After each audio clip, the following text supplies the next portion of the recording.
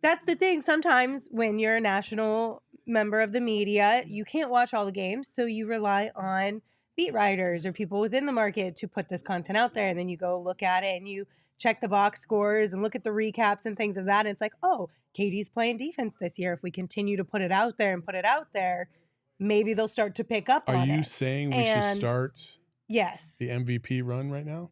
I'm saying we should start a narrative. Let's go.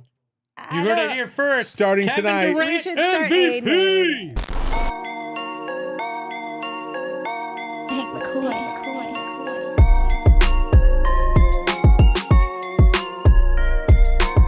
He was one of the top players last week in the NBA because he was named the Western Conference Player of the Week. The team was 3-0. He averaged 31 points per game, 6.3 rebounds per game, and 2.3 blocks per game. Now, this was his first Player of the Week honor as a Sun, but his 32nd overall. And he only trails LeBron James, who has 67, and Kobe Bryant, who has 33. Wait, time out. We'll go back.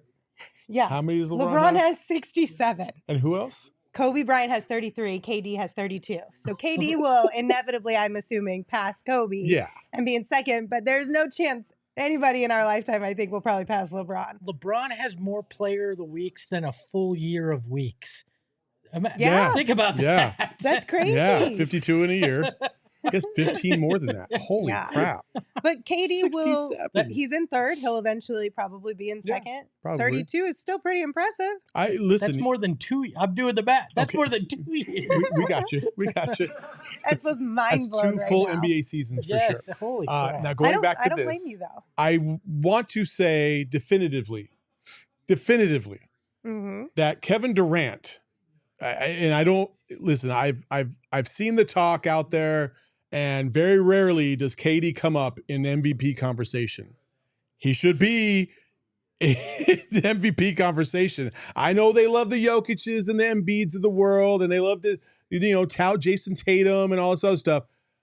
Kevin Durant should be in the MVP conversation this year for what he has done all season long. His stats alone warrants it. His efficiency alone warrants it. Like, he needs to be talked about. And I do feel that as the Suns keep winning, the higher and higher that will go and the more notoriety he will get. But, people sleep on Kevin Durant, and it's because they don't watch the Suns a lot, and they kind of wrote him off after the start of the season. And I think now it's going to be I think they're going to make a big mistake by ignoring him. I think you're right, but it's tough to ignore Kevin. I mean, but people have done it his entire career because they try to write it off as ring chaser or whatever. And I think it's an unfair narrative to the guy where he kind of gets pushed to the side and everybody talks LeBron primarily. Steph gets his glow, and then it's, but KD had to have XYZ and this and that, which is crap. But the guy's come out and been consistent and deserves to be recognized the same way as those guys. But you can't really say that this season. Like, win-loss record, sure. You can point to that if you wanted to. But even with KD being on the floor, whether Book has joined him or he's been solo or he's been with Bradley Beal or nobody or all three, it didn't matter. He's still done the same thing just about every single game. Like, KD doesn't really change from one game to the next. Yes, but also, like, when we talk about his defense, right, Gerald, we've all talked about it on this show. Like, he's not going to get the credit on the mainstream level of things that he deserves defensively until the Suns start being a better defensive team. The same way that even offensively, he probably wasn't getting enough credit until recently, now that they've strung a few really good games together, and will hopefully continue to get that credit. But the win-loss column does play a part in this, unfortunately. For sure. And I will say this too. Speaking of the defensive side, you notice that Kevin Durant has played a lot more one-on-one defense, and he's played it at a high level. Yes.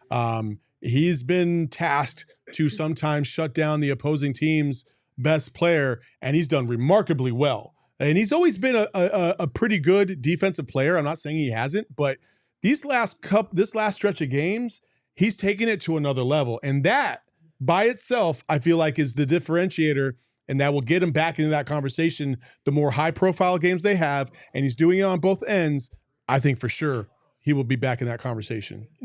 I think it's the media. Obviously, the fans recognize him because look at the fan voting for All-Star. He's in the top 5. This is a media problem, a national narrative problem, I think, when it comes to Kevin Durant, because it's pretty obvious the fans across the league recognize his greatness and tip their cap to him. Even this year with the problems record-wise, I think it's a national media, issue and narrative that has caused some of this for him. Yeah, somebody in the chat said, well, it's because he came to Phoenix. I'm like, well, he didn't win one in Golden State, and you can make an argument that he was the best player on Golden State's team during that stretch, and he won 2 NBA Finals MVPs, and they won the championship twice. Like, why would he not get recognized for that?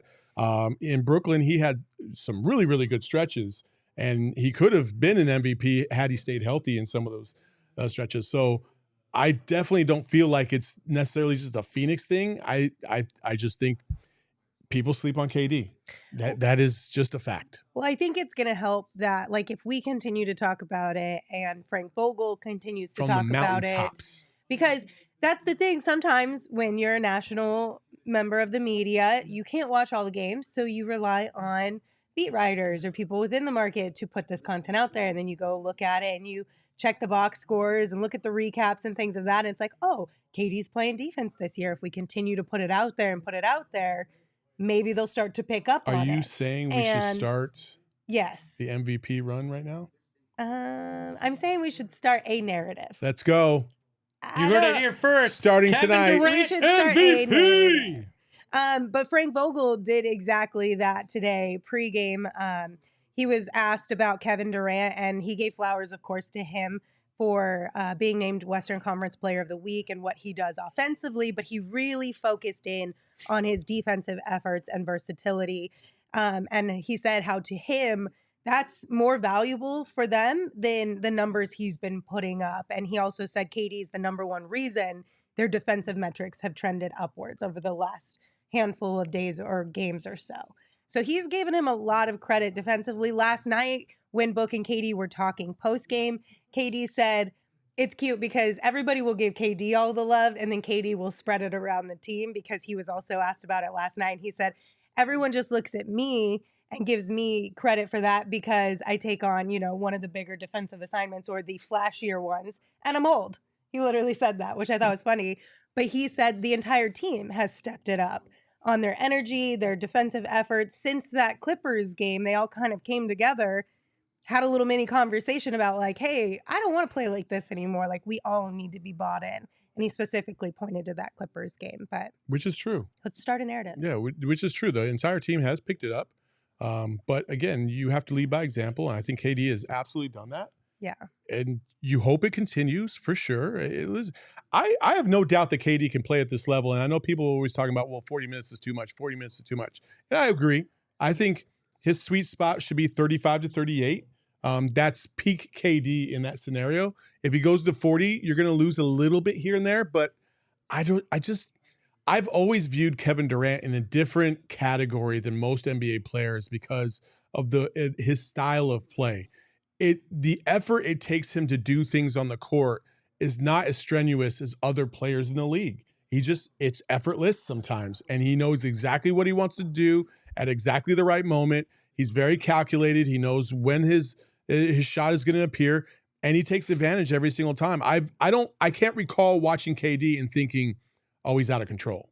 Like, I just don't. Like, he might be sloppy with his handle from time to time, but I definitely don't feel like he's out of sorts at any point in time on the court. And so I think if he continues that up on both sides of the floor, he's going to be in that conversation, and we can start that narrative tonight, and we will. He's calculated. He's efficient. Like, the efficiency, I think, is what's lost, because this guy does what other guys in this league do with sometimes 10 shots fewer. Mm-hmm. I mean, the guy is immensely efficient and picks and chooses his moments, and knock on wood, touch metal, whatever your thing is, has brought the health that everybody questioned this year more so than anybody else, of the starters, or at least the big three on this roster.